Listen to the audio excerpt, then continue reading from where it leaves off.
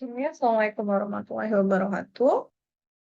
Hari ini kita ngebahas lagi tentang PR dan customer service.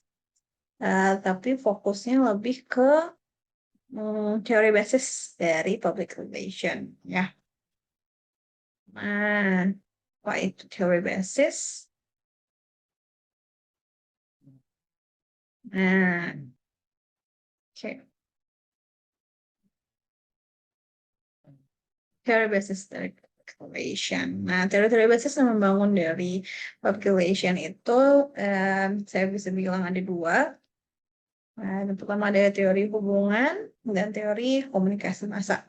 Teori hubungan itu dibagi atas tiga lagi. Yang pertama ada sistem teori, lalu situational theory, dan approach to conflict resolution. Apa itu nanti kita jelasin lanjut. Lalu yang kedua ada teori komunikasi massa, yaitu tentang uses and gratification, lalu agenda setting teori.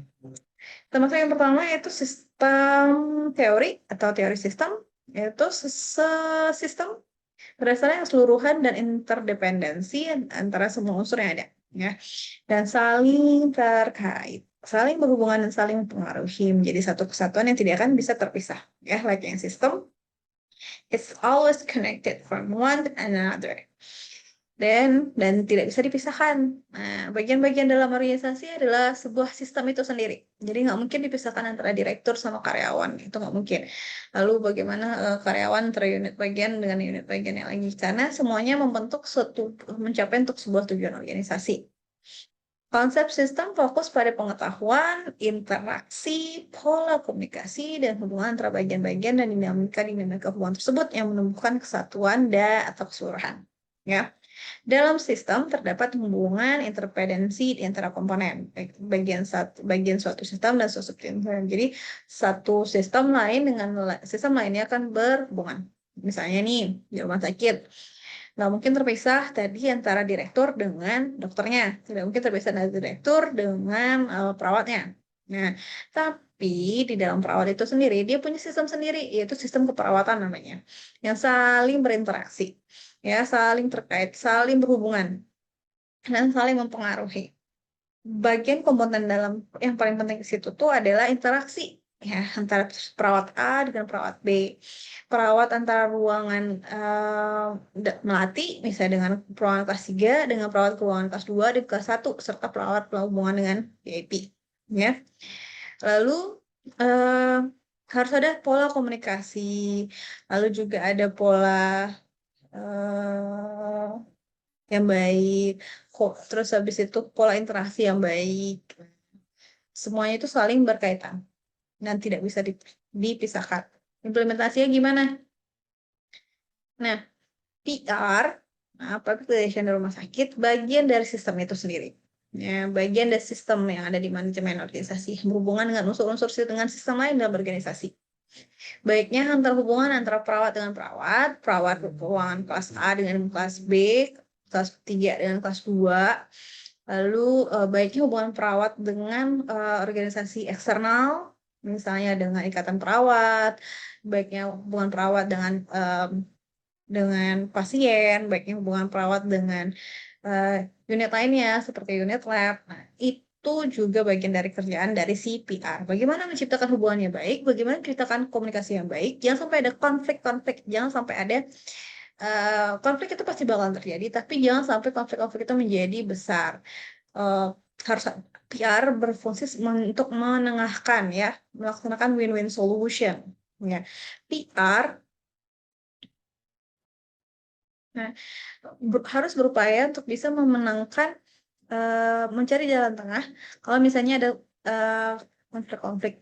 Dan PR juga sangat berhubungan baik kalau misalnya ada teknologi kebaruan. Misalnya nih sekarang nih e-medical record sedang dilakukan di mana-mana, sedang marak-maraknya melakukan e-medical record. Berarti kan ada komunikasi baru, ya, komunikasi baru, teknologi baru yang ada di rumah sakit. Itu harus dikomunikasikan dengan baik oleh CPR. Isu misalnya apa, misalnya, oh ada isu PHK misalnya, atau isu kenaikan gaji misalnya, itu harus dikomunikasikan baik dengan oleh CPR. Maksudnya isu ada penambahan dokter baru misalnya, isu untuk penambahan pelayanan baru, itu harus dikomunikasikan dengan baik oleh si PR. Yang kedua, dalam teori hubungan kita mengenal dengan nama situational theory, yaitu menjelaskan tentang bagaimana dan kapan seseorang memiliki ekspektasi atau harapan yang kuat untuk terlibat dalam kelompok isu-isu organisasi. Dimulai dari pengenalan masalah, recognition itu pengenalan keterbatasan, dan level of involvement keterlibatan, level di keterlibatan di mana seseorang mulai terlibat dalam dan aktif dalam isu-isu dan aktif dalam komunikasi ini. Isu ini belum tentu semuanya berkaitan dengan hal yang negatif ya, bisa hal-hal yang positif. Nah, situational theory ini menjelaskan bagaimana adanya hubungan terbentuk karena memang ada situasi tertentu. Misalnya sama-sama menghadapi permasalahan yang sama. Misalnya kayak permasalahan kasus rumitnya sebuah kasus pasien. Atau misalnya komplain pasien yang begitu complicated. Nah, itu terjadilah hubungan komunikasi, terjadilah hubungan PR yang berusaha bertanggung jawab terhadap itu. Memfasilitasi terhadap itu. Nah, yang ketiga, approach to conflict resolution. Nah, konflik itu pasti terjadi kan? Nah, konflik itu pasti terjadi, tapi bagaimana konflik itu bisa bermakna positif, ya, tidak selalu bermakna negatif. Konflik bisa terjadi di dimanapun, tapi konflik itu juga bisa menyebabkan jadi peningkatan pengembangan. Nah, contohnya gimana? Misalnya nih, ada konflik bahwa ini gimana pelayanan kita bisa lebih baik karena kita itu kekurangan tenaga. Nah, itu selalu jadi masalah nih. Gimana nih pelayanan kami kan jadi lebih baik, menjadi lebih ramah ke pasien, tapi ini karena perawatnya sendiri misalnya, gitu tenaganya itu sendiri kurang gitu. Nah, CPR harus bisa membantu melekatkan hubungan-hubungan ini. Konflik itu boleh saja terjadi. Nah, mungkin dengan cara, oh kalau misalnya memang seperti itu, apakah benar ini orang yang kurang? Atau nih petugasnya aja yang kurang terampil. Nah, kalau misalnya petugasnya kurang terampil, bagaimana caranya? Oh, berarti kita harus melakukan diklat. Nah, peningkatan kemampuan si petugas. Lalu, kalau misalnya ada konflik nih, ini kayaknya sih alurnya seperti ini merugikan ruang rawat inap. Karena terlalu banyak kerjaan di rawat inap. Lalu perawat dari rawat inap komplain, nggak bisa nih, ini harus dikerjakan oleh perawat rawat jalan misalnya. Nah, tapi dari situ tentunya PR melakukan pendekatan ke bagaimana konflik resolution, bagaimana upayanya itu bisa menjadi jalan tengah. Oke, kalau begitu kita bagi dua kerjaannya. Mana sih kerjaan yang seharusnya dikerjakan oleh si perawat rawat jalan, lalu apa kerjaannya yang harus dilakukan oleh perawat rawat inap. Caranya gimana? Yang pertama pisahkan dulu orang dari masalahnya. Fokus ke bagaimana menemukan solusi, ya, solusi dari permasalahan, bukan pada posisi mana yang lebih urgent sekarang, tapi solusinya bagaimana, ya. Buatlah tawaran-tawaran. CPR harus bisa membuat tawaran-tawaran untuk win-win solution. Nah, buat kriteria objektivitas dalam penyelesaian persoalan tersebut. Nah, itu maksudnya dalam approach to conflict resolution. Oke. Nah, kita masuk ke teori basis yang kedua, yaitu teori komunikasi massal. Teori mass communication. Ada uses dan gratification. Apa itu? Model ini menunjukkan bahwa menjadi pertanyaan utama bukanlah bagaimana media berperilaku, melainkan bagaimana media memenuhi kebutuhan pribadi dan sosial dari banyak orang. Nah, jadi orang yang lebih aktif, masyarakat yang lebih aktif, yang sengaja menggunakan media untuk mencapai tujuan khusus. Ya, ini sekarang banyak dilakukan orang, misalnya kalau misalnya dia yang tidak puas dengan pelayanan yang diterima ketika dia berobat. Nah, dia menggunakan media bahasanya, menggunakan media sosialnya, gitu. Itu kan salah satu contoh media massa, ya. Dengan adanya komplain-komplain masyarakat itu bisa memperburuk lagi citra dari rumah sakit. Yang kedua, kita kenal dengan agenda setting theory. Jika media memberikan tekanan pada suatu peristiwa, maka media itu akan mempengaruhi pelayak untuk menganggapnya penting. Ya. kayak kita bisa lihat bagaimana media itu kalau misalnya ada terjadi suatu kasus dan ada kasus baru untuk berupaya untuk menutupi, nah kalian akan terasa sendiri. Misalnya bagaimana kasus kenaikan BBM ditutupi yang mempengaruhi hajat hidup orang banyak ditutupi dengan kasus misalnya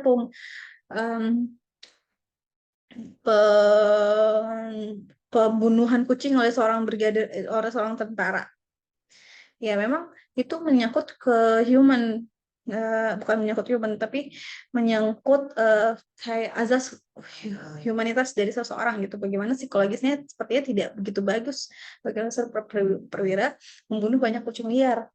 Tapi kan itu jadinya menutupi karena itu difokuskan oleh media itu menutupi isu kenaikan ke BBM. Ya. Nah, jadi media mempunyai kontribusi tertentu penting juga besar, bisa dianggap besar juga terhadap bagaimana sebuah khalayak netizen masyarakat akan fokus ke bagian mana dulu. Nah, oke. Nah, kita mengenal macam-macam agenda center. Yang pertama ada agenda media, itu untuk visibilitas, yaitu jumlah tingkat yang menonjol. Ada audience silence, tingkat menonjol dari khalayak dengan relevansi terhadap media. Lalu ada valensi, atau menyenangkan dan tidak menyenangkan cara pemberitaan bagi suatu media. Lalu ada agenda khalayak dengan familiarity, dengan personal, dengan favorability. Lalu ada agenda kebijakan dalam bentuk support, likelihood, dan freedom of action. Kita akan masuk ke dalam etika public relation. Etika itu pada dasarnya adalah watak kesusilaan atau adat kebiasaan. Nah, kenapa sih kita mesti belajar tentang etika public relation? Karena hal ini bersangkutan dengan moral, yaitu cara atau adat kebiasaan hidup seseorang untuk dengan melakukan perubahan perbuatan yang baik dan menghindari hal-hal tindakan yang buruk. Nah, moral jasa atau moral untuk melakukan filter dengan etika untuk mengkaji sistem-sistem yang berlaku. Sistem apa yang berlaku?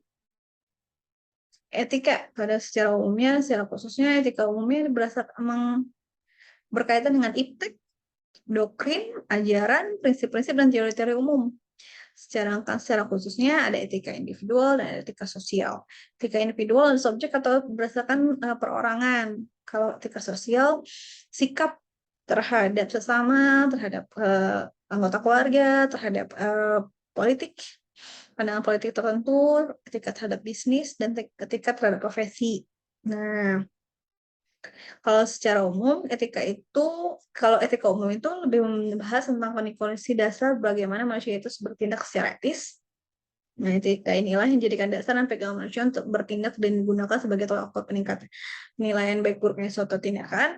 Lalu kalau etika khusus adalah penerapan moral dasar dalam bidang kehidupan yang khusus, misalnya olahraga, bisnis, atau profesi tertentu. Dari sinilah nanti akan lahir ketika profesi, ya misalnya wartawan, dokter, dan sebagainya. Oh, apa sih kaitan etika, hukum dengan PR? Kaitannya apa?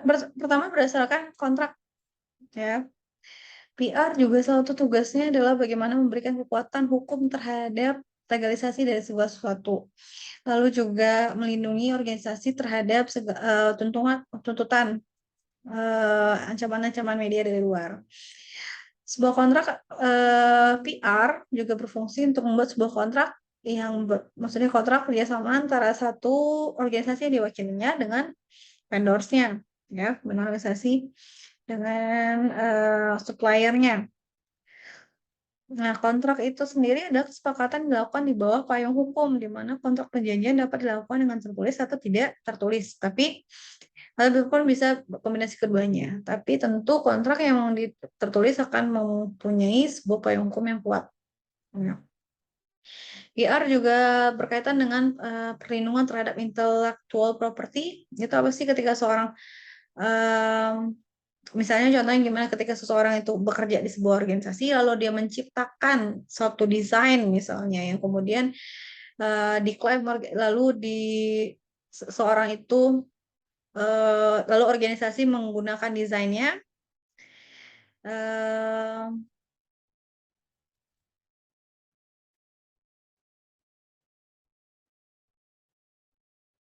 Nah, ketika ini, jadi, intellectual property PR juga harus bisa melindungi ketika misalnya, sebuah karya ini dihasilkan oleh karyawan, lalu habis gitu kemudian karya itu sangat bagus dan sangat menarik dan kemudian digunakan sebagai hal yang bersangkutan dengan kemudian jadi brand image, logo, atau misalnya diperjualbelikan oleh perusahaan. Nah, si karyawan, harus juga mendapatkan royalti. Nah, royalti inilah yang kemudian diatur oleh si PR, ya, royalti dalam bentuk copyright ataupun trademark. Oke, sekian saja saya rasa, eee, pembahasan tentang teori basis dari public relation. Jika ada pertanyaan, silakan tinggalkan komen ya. Assalamualaikum warahmatullahi wabarakatuh.